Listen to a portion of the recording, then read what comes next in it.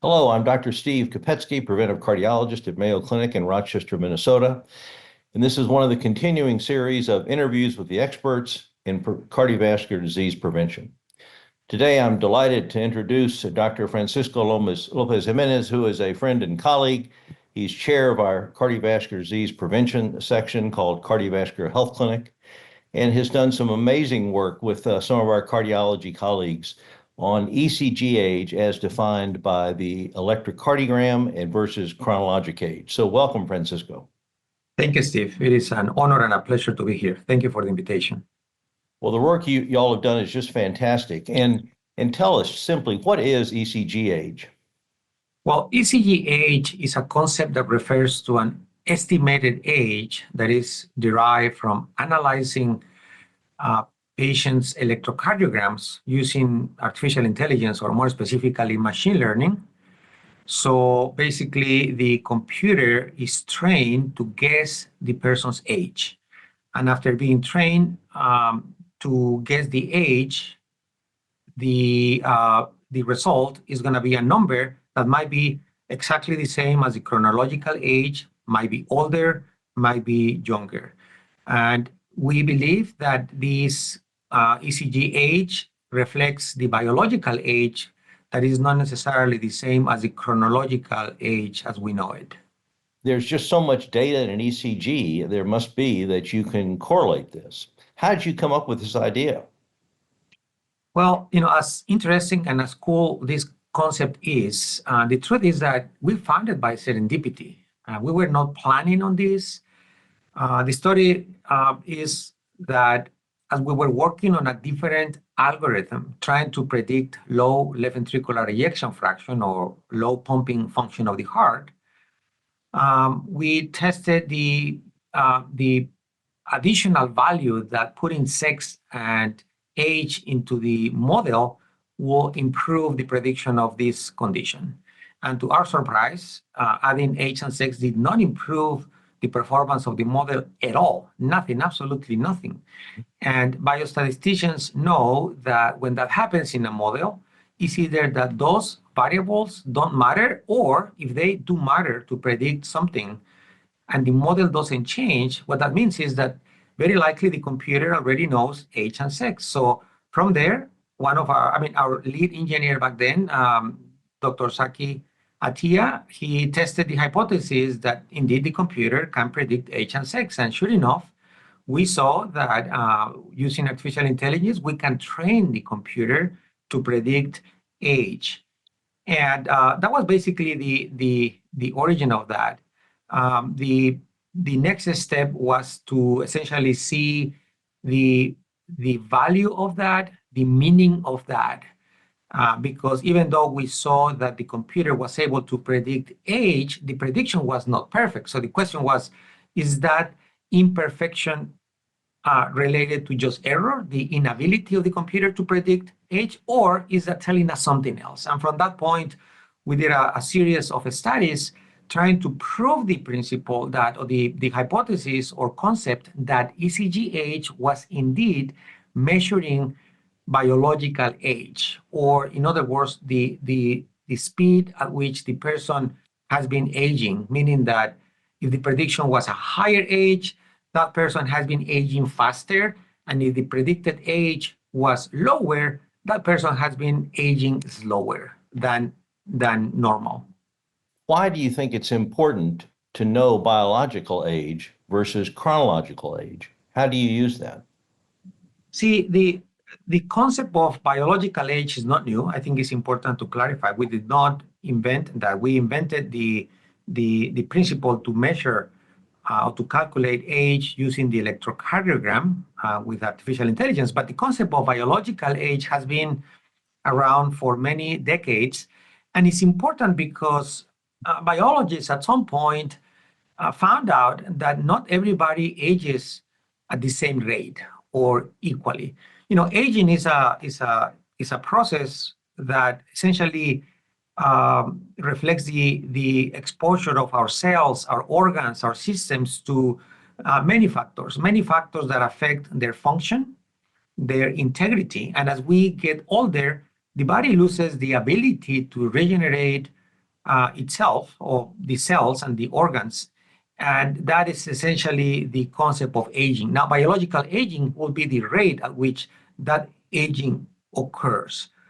That if biological aging is fast, it might actually reflect either undiagnosed disease conditions. It might reflect some genetic predisposition to age faster.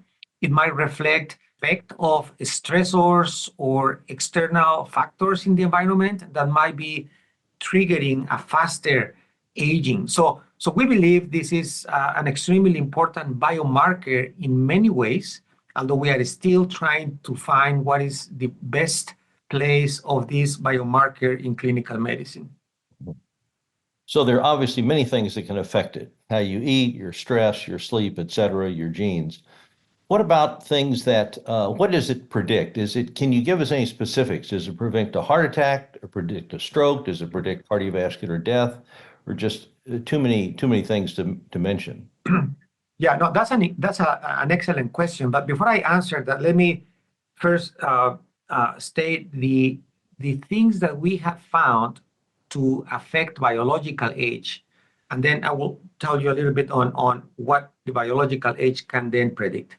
We have found that, for example, having genes that are known to cause some very rare conditions where the person ages very fast, things like progeria, where people age twice or three times or four times faster than normal. The individuals that at the age of 30, they actually look literally like if they were 60 or 70 or 80. Okay, so those genes definitely affect this, and patients with those genes present are about 21 years older biologically compared to control. So that's one. But we have found that standard things from factors that we are exposed in a daily basis can also affect this. For example, high stress appears to make people age faster. Lack of exercise as well. Having a high cholesterol also correlates with biological age. We have found that social isolation and many social determinants of health correlate with accelerated biological aging. Now, nothing really comes as a surprise, but it's very interesting that all those things that relate to heart disease and many other disease conditions also relate to biological aging. Now, biological aging has shown to predict survival. For example, those with a higher biological age using the ECG die sooner compared to those where the age that is calculated by the ECG is very similar to the chronological age. And by the other hand, those that appear to be younger biologically actually live longer. This also predicts rates of heart attacks, myocardial infarction, and also stroke. We have shown that advanced biological age correlates with subclinical coronary disease measured with coronary calcium in the heart. We have shown that biological age also predicts many other effects in individuals. For example, kidney transplant recipient candidates, those that are waiting for a kidney to be to receive the transplant, individuals with a higher biological age actually do worse during the transplant.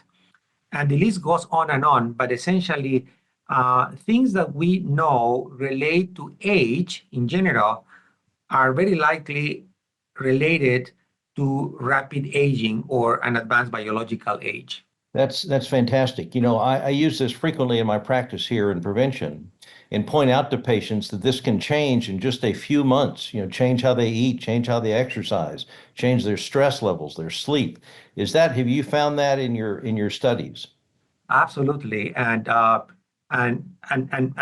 like you, I use this also as a teaching point to show my patients that even though they might feel good, they might feel very healthy, even though pretty much everything else we test on them might show to be completely normal, but individuals who are not exercising regularly, who are very sedentary, smoking a lot, and also not taking care of themselves in many ways, oftentimes the biological age shows to be higher or much higher than their chronological age. And I use that to essentially show them that they are very likely aging much faster than they should. So we use that all the time, and we believe that the potential is probably even greater, that we still haven't untapped the whole potential. Have you studied this to see how it motivates patients to change lifestyle, adhere to meds, et cetera? Excellent question. We haven't, and I think that would be a fascinating study. Now, so something that, one of the most recent studies we have done that was fascinating, and the hypothesis came because one of my colleagues, who is now an investigator at Mayo Clinic, but used to be a postdoc fellow, and this person came to me very concerned because she had been doing some ECGs for a couple of years. And at the beginning, she was very happy because the ECG will say that she was like 10 or 15 years younger than her real age. But it occurred that at one point, she actually became older by ECG out of blue. And then a subsequent electrocardiogram showed again that she was again younger than normal. So she was puzzled, like, was that an error? How can we explain that? Because she was mortified by that change. So I asked her, so what were you doing around those days? I mean, is there anything important in your life? And sure enough, those were the days when she actually had to defend her thesis, her PhD thesis. So basically that triggered a hypothesis that, well, acute stress might affect the aging process significantly. And we know that stress is bad, right? But it was fascinating to see this. Now, in the most recent experiment, triggered by that incident, creating the hypothesis that acute stress might even temporarily make people older, we tested in a beautiful experiment done by some colleagues from Emory that they got ECGs at baseline, ECGs during experimental mental stress they were causing on study subjects, and then ECGs afterwards. And guess what happened to the ECG age? ECG age went up during the acute stress and went down to baseline.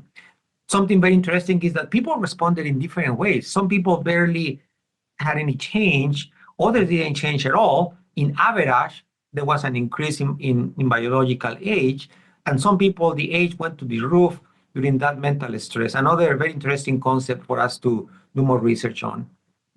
Certainly. Well, we've known for years that stress will increase cholesterol levels, will increase blood pressure. I'm sure that's all interrelated. Exactly. Francisco, how do you get this? I mean, you get it from a 12-lead ECG, but how can people, physicians around the country, patients around the country get access?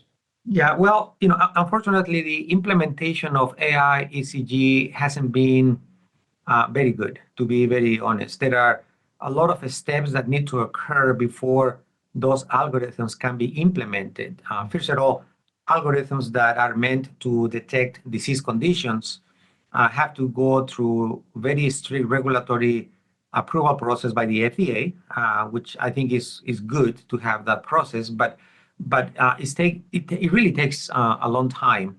Now, algorithms like this that might not need to go through that regulatory process still require medical centers to have the algorithms available, to have the system in place where the electrocardiograms are processed, not just through the regular computer processing to get preliminary diagnosis as we have been doing for 30 years, but also to do the AI analysis to determine many things. One of those could be biological age.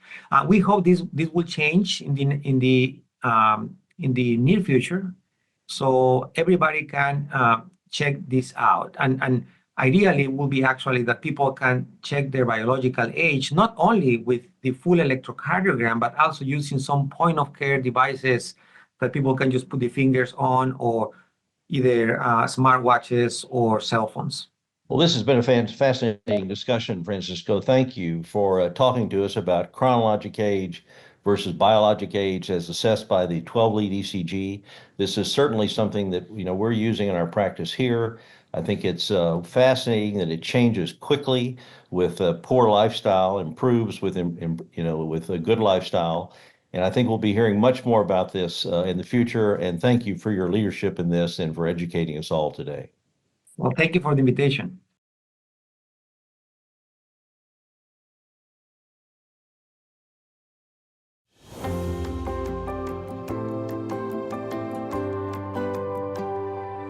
At Mayo Clinic, continuous learning fuels world-class care.